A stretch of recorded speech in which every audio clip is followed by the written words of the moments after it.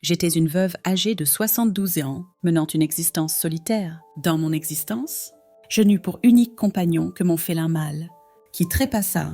Depuis lors, je me vis plongée dans une demeure empreinte de silence et de solitude. Face à cette situation, ma fille Sarah m'a suggéré d'adopter un animal de compagnie. Car je me retrouvais bien souvent seule, j'ai enfin pris la décision d'adopter. J'ai accueilli un toutou en provenance d'un abri pour animaux. Il sera ton fidèle compagnon. Maman, a-t-elle exprimé, ignorant quelle amitié je forgerais finalement. Dès l'aube, Charlie n'était qu'un simple cabot, mais il se montrait d'une attention remarquable. Il semblait saisir mes tourments avec une justesse déconcertante.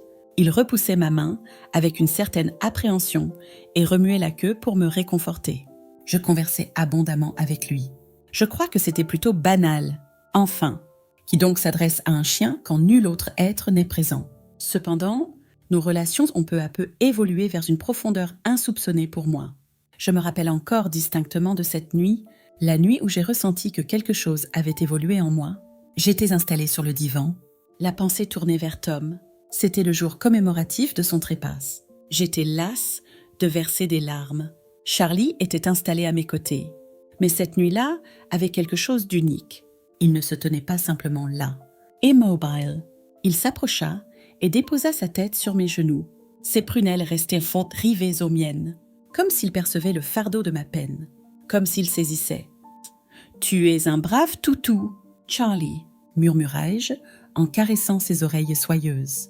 Je percevais la douleur s'apaiser dans mon cœur grâce à sa présence. Il m'a fait croire que nul autre que lui ne pouvait saisir.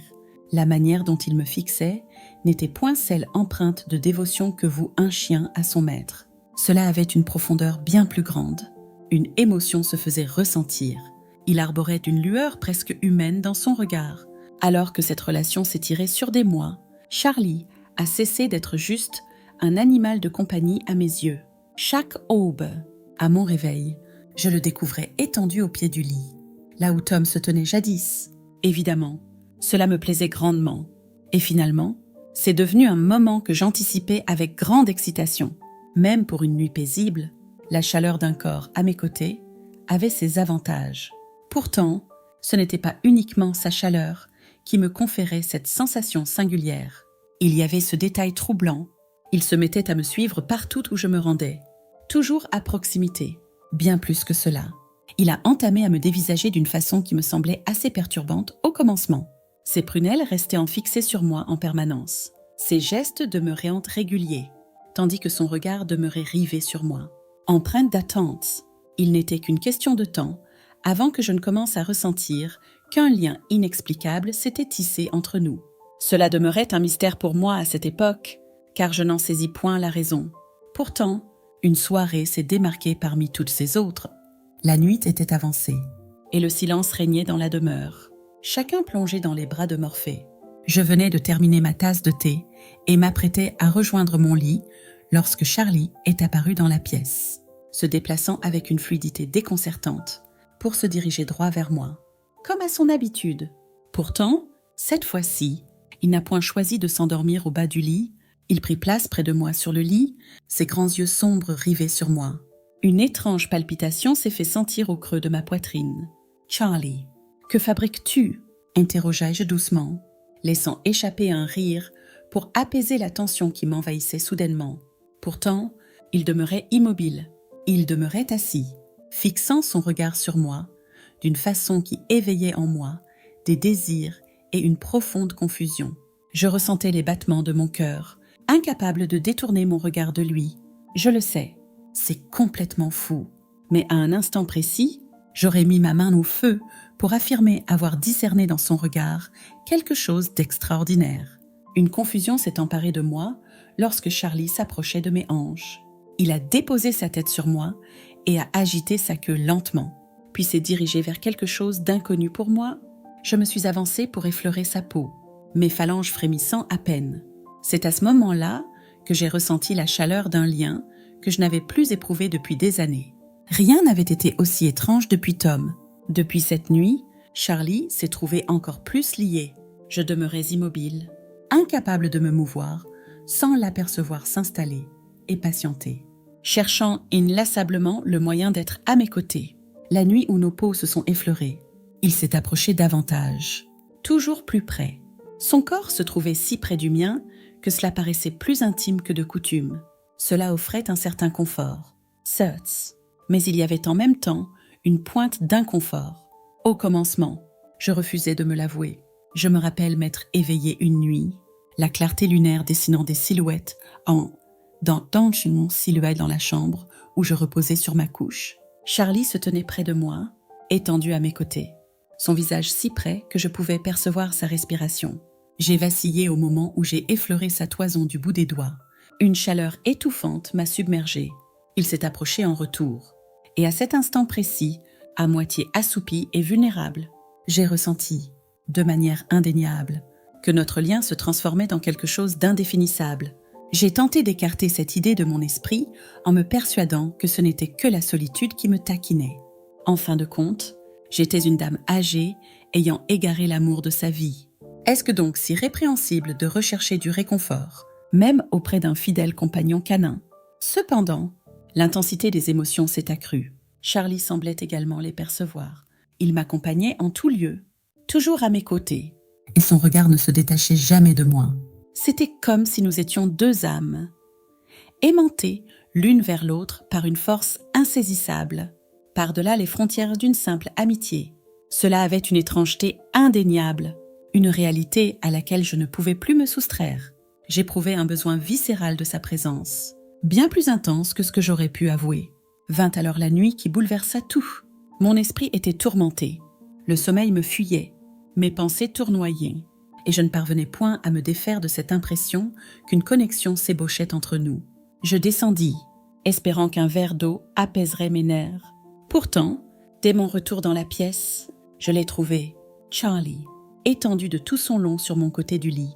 Lorsque je me suis approchée, il demeura immobile, sans même battre des paupières. Il m'a simplement dévisagé et impatienté. Tel un individu en attente de ma présence, je me suis hissée dans le lit, tâtonnant d'abord, mais une fois sous la couette. Charlie s'est approché de moi. Son corps s'appliquait contre le mien avec une douceur apaisante. Mon corps imposant, telles les constellations, s'enfonçait dans son univers ténébreux, figeant son sourire lorsqu'il se ternissait.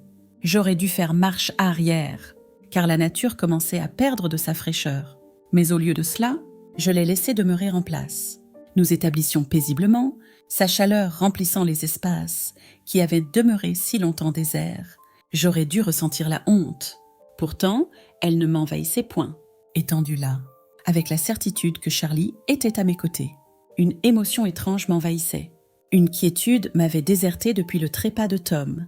Cela semblait sans doute malaisé, mais en revanche, c'était véridique d'une façon que je ne saurais décrire. De quelque façon que ce soit, nous avons passé un temps considérable là, plongés dans l'obscurité. Il n'était nul besoin de se lever, tous deux tentant de se séparer l'un de l'autre, et durant les jours qui ont suivi, s'ensuivit un tumulte de confusion et de remords. Une connexion s'ébaudissait entre Charlie et moi. Mais en parallèle, je demeurais incapable de me retenir. Il me fallait tant sa présence. Je n'avais jamais mesuré la profondeur du vide. Cependant, avec le temps qui s'écoulait, j'ai commencé à percer le mystère. La persistance de l'interaction émotionnelle singulière que j'entretenais avec mon compagnon canin n'était pas saine. Je ne trouvais point mon contentement dans mon existence. Et son tempérament indomptable me tourmentait tout particulièrement. Et là, je me suis retrouvée plongée dans une situation que je ne pouvais même pas envisager d'interrompre. L'idée de mettre un terme à tout cela m'a immédiatement traversé l'esprit, une fois que tout fut achevé. Cela m'a confrontée à la réalité. Je m'étais mise en quête chez Charlie de ce que je devrais trouver auprès des êtres chers, de la famille et des amis. Il s'avérait ardu de l'admettre, mais la vérité s'imposait tel un éclatant soleil. Il me fallait mettre un terme à cette relation nocive avant qu'elle ne prenne plus d'ampleur. Charlie, ce fidèle compagnon, était certes merveilleux, mais il ne pouvait résoudre les épreuves que je devais affronter seul. Charlie se trouvait impuissant face au vide laissé par Tom. Ainsi, je me suis peu à peu éloignée. J'ai consacré davantage de temps à Sarah et à mes petits-enfants, renoué avec d'anciens amis, redécouvert des activités qui comblaient autrefois ma vie. Évidemment, Charlie demeurait présent, fidèle compagnon à mes côtés. Cependant, j'ai délibérément tracé les frontières nécessaires. Je me suis souvenu qu'il n'était qu'un chien. Il fut mon fidèle compagnon à quatre pattes, mais non mon égal. En revisitant cette pensée, j'ai pris conscience de la facilité avec laquelle la solitude peut entraîner quelqu'un vers des lieux étranges et inattendus. Mon chagrin avait teinté mes choix, tissant ainsi un lien toxique. Pourtant, j'ai réussi à retrouver mon chemin et à accorder ma confiance à ceux qui me chérissaient. Et surtout, peu importe combien j'appréciais Charlie, j'ai réalisé qu'il ne pourrait jamais combler mon désir de connexion avec autrui. Et me voilà maintenant, en ces lieux, dans une demeure empreinte de quiétude, où Charlie repose à mes pieds.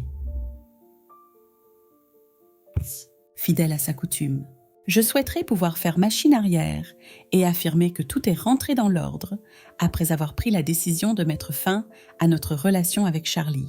Mais en réalité, le chemin du retour a été semé d'embûches et de difficultés. Certains jours, lorsque les nuits paisibles devenaient trop pesantes, je me mettais à douter de moi-même et je me réfugiais dans la solitude de Charlie. Après tout, les vieilles habitudes persistent avec une ténacité sans pareille. Chaque jour, je me remémorais que cette relation était toxique et que c'était absolument néfaste pour nous deux. Il était une fois un chien, une créature débordante d'amour inconditionnel. Pourtant incapable de combler le vide de la connexion humaine que je recherchais ardemment, épuisée. Je me suis mise en quête de davantage d'occasions d'échanger avec autrui.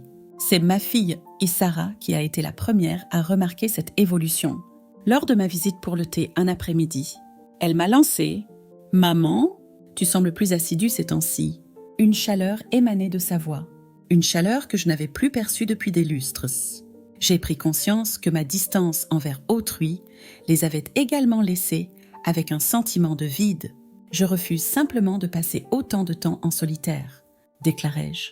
Je n'étais pas prête à lui confier l'étrange lien qui m'unissait à Charlie. Comment aurais-je pu m'y prendre ? La honte m'envahissait, tandis que Sarah restait pragmatique en toutes circonstances. Elle n'aurait su mesurer la profondeur de ma solitude, un sourire aux lèvres. Elle a déclaré « Nous sommes toujours là pour toi. Maman, tu le sais. » Ces paroles m'ont apaisée. Toutefois, une pointe de regret s'est insinuée en moi. Comment se fait-il que je n'ai pas renoué le contact avec elle plus tôt ? Comment se fait-il qu'au fil des ans, j'ai laissé ma peine et ma solitude me mener vers une relation si singulière avec un chien plutôt qu'avec ma propre famille ? Je m'efforçais toujours de renouer avec le monde extérieur depuis ma modeste demeure. Je me suis mis à dévorer des ouvrages, une activité que j'avais délaissée depuis un bon moment, à la bibliothèque du quartier. Il m'était ardu de prendre place et d'échanger avec mes congénères. Elles évoquaient leur progéniture et leurs petits-enfants, ainsi que leur existence foisonnante d'individus. Je me sentais tel un étranger en ce monde. Mes années d'isolement avaient altéré ma capacité à tisser des liens avec autrui. Peu à peu, j'ai commencé à goûter à leur amitié. Nous échangions à propos de romans en sirotant du thé, laissant échapper des rires face aux intrigues et aux personnages qui nous évoquaient des connaissances. Il était bon de retrouver le rire. Je ressentais cette légèreté qui faisait défaut depuis longtemps en mon sein. Charlie demeurait mon fidèle compagnon.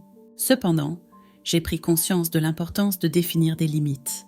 Je ne lui accordais plus le privilège de s'endormir dans mon lit. C'était une habitude contre laquelle je luttais lors des jours les plus sombres.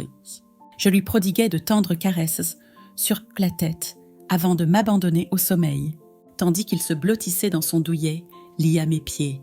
D'emblée, il m'était ardu de refréner l'envie de l'attirer à moi et de me laisser envelopper par sa chaleur réconfortante, comme par le passé. Cependant, j'avais conscience de la nécessité d'adopter une attitude résolue. Au fil des mois, j'ai pris conscience que je me métamorphosais. Même si je pressentais pas que Tom aurait toujours une petite place dans mon cœur, la solitude qui m'avait tant tourmentée autrefois ne me pesait plus autant. Il m'avait incité à trouver du réconfort en compagnie de Charlie, mais je réalisais peu à peu que la souffrance et le néant sont des épreuves universelles et qu'elles ne déterminent pas mon identité. J'avais des amis, des compagnons avec qui échanger.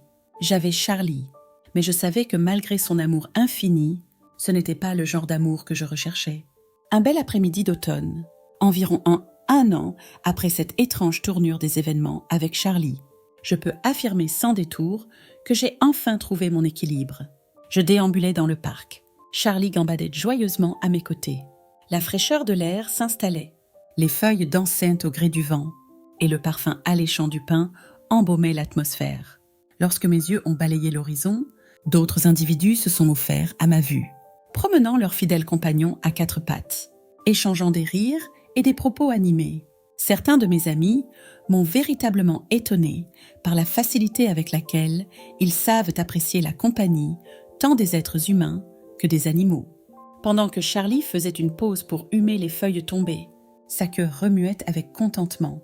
Un sourire se dessina sur mes lèvres, tandis que je lui murmurais doucement « Tu es un brave toutou !» tout en lui caressant les oreilles. Lorsque ses grands yeux marrons se sont posés sur moi, empreintes de cet amour et de cette loyauté constants qu'il m'avait toujours témoigné, j'ai saisi leur pureté, leur simplicité et leur inconditionnalité. Pourtant, cela ne suffisait point à combler le vide que les interactions humaines auraient dû combler. Au fil des mois qui ont suivi, je me suis laissée aller à plus d'ouverture. J'ai reçu ma famille et partagé les épreuves que j'avais affrontées, et en faisant face à la solitude qui m'avait envahie après le décès de Tom. J'ai même évoqué Sarah de façon subtile, laissant entendre à quel point j'avais commencé à me reposer sur Charlie. Elle écoutait avec calme, son visage empreint de compréhension. Et une fois que j'eus terminé, elle m'enlaça tendrement. « Ma mère » murmura-t-elle d'une voix suave. Nous demeurons présents, et pour la première fois depuis un long moment, j'ai accordé foi à ses paroles. Je n'étais point enclin à affronter cela en solitaire. Il y avait des individus qui me chérissaient, désireux de m'apporter leur soutien pour apaiser ma souffrance. Et j'ai compris que même si Charlie avait été une part essentielle de cette aventure, il ne pouvait pas constituer tout mon univers. Il fut mon fidèle compagnon à 4 pattes. Mais il me fallut réapprendre à accorder ma confiance à mon entourage.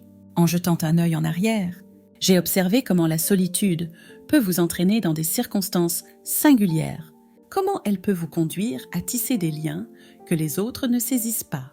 Pourtant, en dernière instance, ce qui importe réellement, ce sont les liens tissés avec autrui, la bienveillance et le soutien offert par la famille et les amis. Charlie conservera toujours une position privilégiée dans mon cœur. Cependant, désormais, je commence à ouvrir à nouveau mon esprit au monde qui s'étend au-delà des murs de ma demeure paisible. Nous voilà enfin. Charlie étendu à mes pieds. Je ressens une quiétude authentique, comme un retour à mes racines, un signe que je renoue avec mes blessures et ramène mes proches dans mon cocon. En fin de compte, c'est une connexion qui apaise nos cœurs. La fuite momentanée de la solitude en compagnie des autres ne se réalise jamais, peu importe la fidélité de l'influence d'un chien.